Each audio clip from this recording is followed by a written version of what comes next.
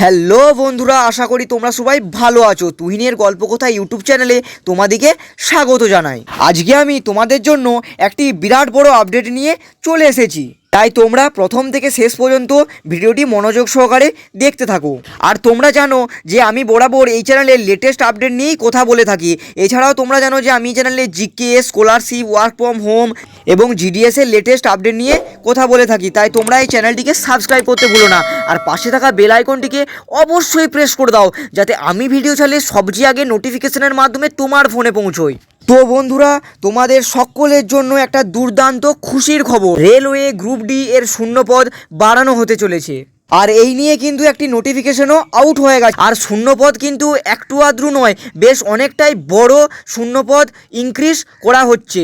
এই নিয়ে কিছুদিন আগে 3/1/2025 অর্থাৎ জানুয়ারি মাসের 3 তারিখে কিন্তু নোটিশটি আউট হয়ে গেছে। এবং সাবজেক্টে কি বলা হয়েছে না, regarding increasing vacancy recruitment CEN 8/2024 for various post in level 1 of 7th CPC pay matrix.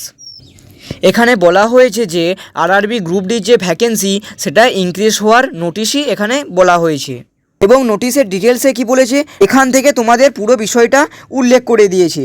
না কি রয়েছে, please refer to boards have published CEN number 8/2024 for the recruitment of level 1 with 32,438 numbers vacancies for open line all over the Indian Railways. A review has been undertaken in view of additional demand received from workshop and pass, and now the vacancies of various posts in level 1 of 7th CPC pay matrix enhanced to 5242 numbers approx। মানে এই ডিটেলসে তোমাদের আবারও শূন্যপদ increase করার বা শূন্যপদ বাড়ানোরই কিন্তু কথা বলা হচ্ছে। তোমাদের আগে শূন্যপদ ছিল 32,438 এবং এখন শূন্যপদ বাড়ানো হয়েছে 25,804। তাহলে তোমাদের টোটালটা গিয়ে দাঁড়ালো 58,242টি শূন্যপদ। তাহলে এবার তোমাদের রেলওয়ে গ্রুপ ডিতে 58,242টি শূন্যপদ কিন্তু থাকতে চলেছে। তো এইবার হচ্ছে নোটিশটা কতটা রিয়েল বা ফেক এটা কিন্তু এখনও জানা যায়নি, কিন্তু রেলওয়ে গ্রুপ ডিতে আগের নোটিশে কোয়ালিফিকেশান জারি করে বলে দিয়েছিল যে 10th পাস। তাহলে 10th পাস যদি হয়, এই 32,438 ভ্যাকেন্সি কোনো দিনই হবে না, কারণ 10th পাসের কাছে এই 32,438 ভ্যাকেন্সিটি খুবই কম।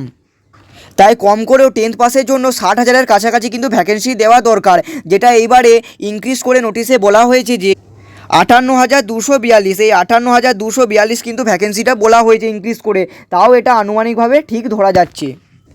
এবং এই নোটিশটি কতটা রিয়েল বা ফেক সেটা কিন্তু পরবর্তীতে জানা সম্ভব হবে। এবং এই নোটিফিকেশনের উপরে বলা রয়েছে যে full notification should be published soon on the official RRB website. এর মানে হচ্ছে এর যে পুরো ডিটেলসটা বা পুরো নোটিফিকেশনটা কিন্তু তোমরা আরআরবির যে ওয়েবসাইট আছে সেই ওয়েবসাইটে কিন্তু কিছুদিনের মধ্যেই পেয়ে যাবে।